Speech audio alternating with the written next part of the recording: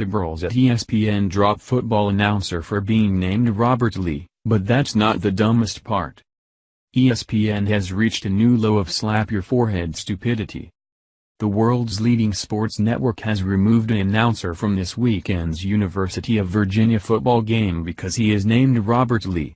Before you laugh, however, you need to learn the rest of the story, which makes the decision even more absurd. ESPN's logic goes like this: the recent riots in Charlottesville, Virginia have put the entire country on edge. Having an announcer with the name Robert Lee, the same name as the Confederate general, is likely to trigger or emotionally destroy football fans, especially when the game involves the University of Virginia. Rather than damage America's fragile mental state, ESPN is removing a football announcer from a game so he don't have to hear the name Robert Lee. Obviously, football fans will think General Lee has returned from the dead over 100 years later just to call a Virginia football game. Adding to the insanity is this: Robert Lee, the announcer, is Asian.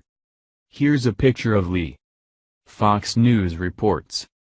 Lee, an Asian-American sportscaster who started with the network in 2016, was moved to a different game simply because of the coincidence of his name, ESPN said, referencing the Confederate General Robert E. Lee. ESPN, which has faced accusations of liberal bias that some observers believe has led to a downtick in viewership, said it moved its announcer to the Youngstown State game at Pittsburgh. The network's full statement: "We collectively made the decision with Robert to switch games as the tragic events in Charlottesville were unfolding, simply because of the coincidence of his name. In that moment it felt right to all parties.